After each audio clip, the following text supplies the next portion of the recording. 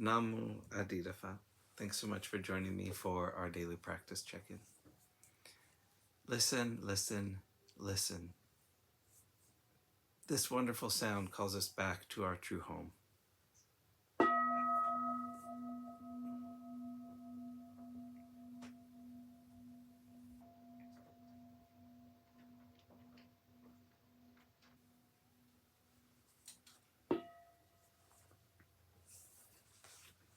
The fifth mindfulness training. Aware of the suffering caused by unmindful consumption, I vow to cultivate good health, both physical and mental, for myself, my family, and my society by practicing mindful eating, drinking, and consuming. I will ingest only items that preserve peace, well-being, and joy in my body, in my consciousness, and in the collective body and consciousness of my family and society.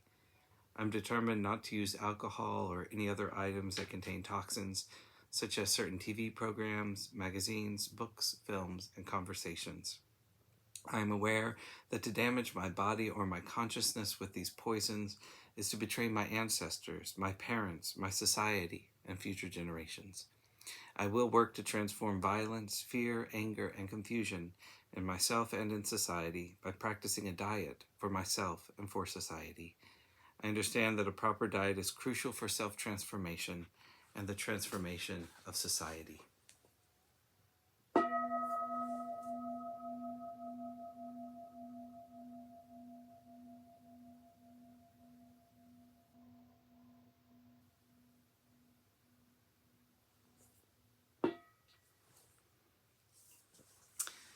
For our Dharma lessons, we've been reading Everything We Do Matters by the Venerable Wuling, and today we're continuing in her talk called The Poisons of Greed, Anger, and Ignorance. The Buddha concluded by explaining that ignorance arises from wrong thoughts. Once ignorance has arisen, these wrong thoughts will cause ignorance to intensify. Understanding this, one would know how best to view properly both pleasant and unpleasant happenings. If one were able to act from this understanding, then greed and anger should not arise. And even if they did, one would be able to eliminate the greed and overcome the anger. If one looks at life properly, ignorance should not arise. But if it should, one should be able to overcome it. Here, the Buddha spoke about wrong thoughts. Wrong thoughts are our personal opinions, which arise in response to external sensory stimuli. Relying on the sensory input, we think about what we have encountered and draw conclusions based on what we have seen, heard, smelled, tasted, and touched. Then we begin to label some things good and others bad, some pleasant and others unpleasant. In other words, we begin to discriminate, seeing duality in everything. The fundamental flaw in this process is the reliance on our senses. What we fail to consider is the fact that our breadth of exposure is minimal at best, and that our senses may well be faulty. Consider the Buddha's account of a group of men blind from birth trying to describe an elephant.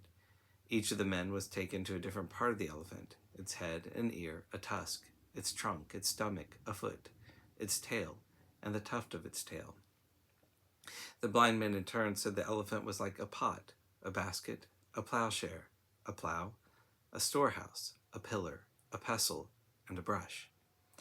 The men then began to argue with one another and even came to blows over the matter. These reasonable but limited answers were the result of knowing only part of the truth, not the whole.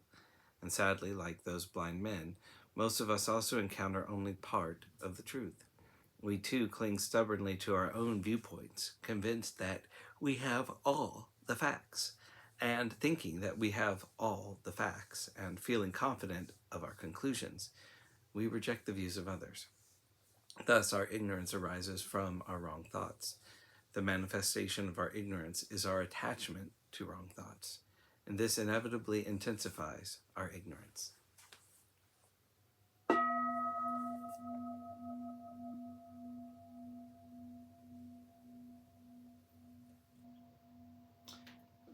May all beings be well. May all beings be happy. May all beings be at peace. Namo Phat. Thanks so much for joining me today.